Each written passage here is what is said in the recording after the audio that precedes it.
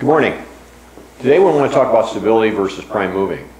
The biggest fallacy that people seem to be under is that if you do more crunches, you'll actually be more stable when you're standing on one leg in a force-generated requirement. That's just not true. The three planes of motion of the body are sagittal, front to back, frontal or coronal, which would be side to side, or transverse would be right to left in a rotation. The problem is that stability is actually an anti-mover. It's more prevent extension, prevent flexion, prevent rotation. And that's done by loading the eccentric muscles or allowing the body to be able to force it to stay stable rather than prime move. Now, those exercises are probably familiar. You probably have seen them, but they're specific in terms of creating stability. So this morning we're going to go through the sagittal plane, which is front to back, and we're going to stabilize you in a front to back position, but we're going to do it with a progression of exercises that you can use in the gym or in the dojang. Okay, so today we got Jim Null to give us a hand. Jim's a three-time Poomsae team member, so he's familiar with Poomsae, as you might expect, and he will also demonstrate how we might want to assist you with creating more stability in a sagittal plane or in a front-to-back stability. So the first thing we're going to do is we're going to get into a no prone plank. So it's going to be static. Well, we are preventing extension. So he doesn't want his back to drop. He wants to back up a little bit. Yep, and he wants to stay in this nice, stable position. And we would use this progression at maybe 10 seconds on, 5 seconds off, maybe sets of 10, do 2 or 3 sets of 10, and we would do that. Some people want to hold for several minutes at a time. It creates an ischemia where the blood goes away from the muscle, and it's really not productive. In fact, it's anti-productive. Okay. So that would be the first step in the progression. Now, do not let your athletes progress faster than they have to do 2 sets of 10 without any extension and flexion before you allow them to move. In other words, form has to be perfect. And if you had to judge their form, you stand them straight up and down, and however they look in this position, however they look here, is how they need to look here when they're holding that position. So we are in a posturally correct position. Now, back to the prone plank. What we would do to increase the next progression, we would raise his feet about 12 inches, and we put him in a prone position. Now, this actually creates a lot more intensity, a lot more requirement. So he would do that again, 2 sets of 10. Beyond that, okay, we would come to what we call a rollout, and we would use a medium-sized Swiss ball, probably a 55 centimeter in that area.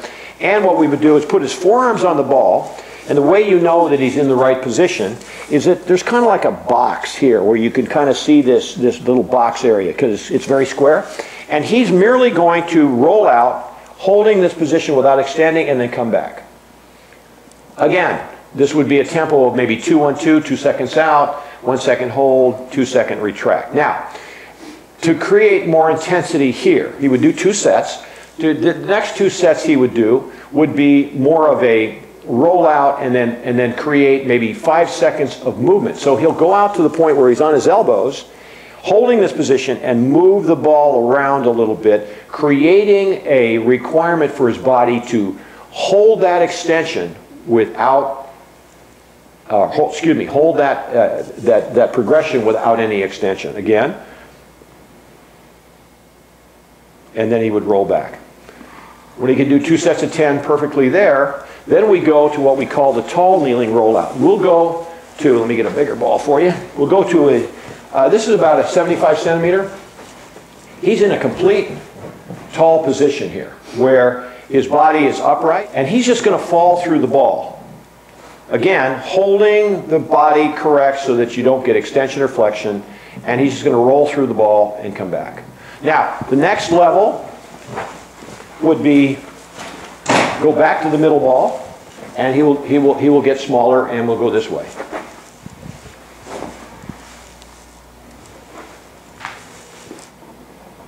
Now, after he's done a couple of extensions here, we then go to a smaller ball, right?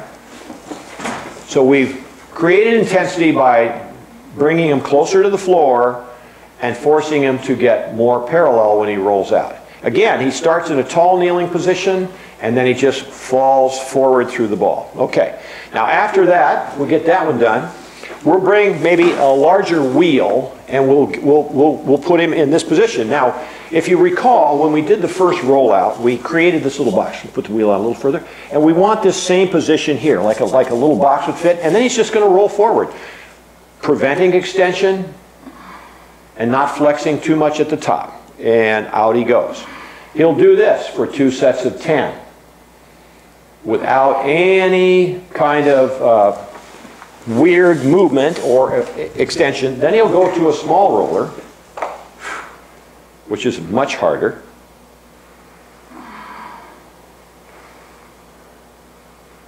Right?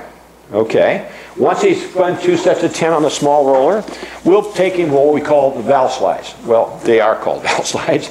And this is really along the floor. It'll work on a mat, it'll work on a carpet, and this is very difficult because he's completely extended, creating strength in that eccentric move and creating more strength for his stability. Okay, that's the progression. Now, there will be one last progression, and what we're going to do is we'll take a quick break here, and then I'll bring you back to the TRX where we can actually go to the last portion of the progression. Okay, so this is a TRX. You can buy it's essentially a strap trainer or strength straps. You know, they're called a lot of different things. TRX is a brand. It's actually the quality end of the suspension training systems.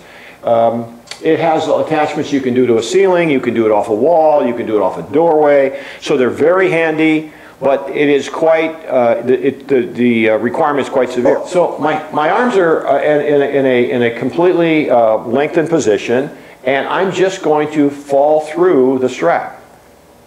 Okay, and then come back.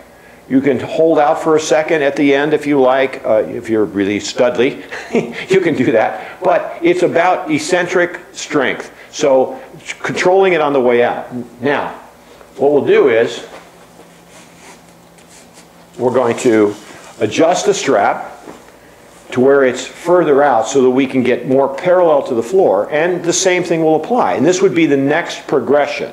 So you can just fall forward again, hold it for a fraction of a second, and then come back in. Do again 10 reps. If there needs to be more intensity and they're at this end, then have them do as many as 15 to 20 reps. But don't do more than that. Actually add a couple of sets, do 2 or 3 sets, and that could actually control or essentially finish the progression where you're looking at creating more eccentric load or more stability in the sagittal plane.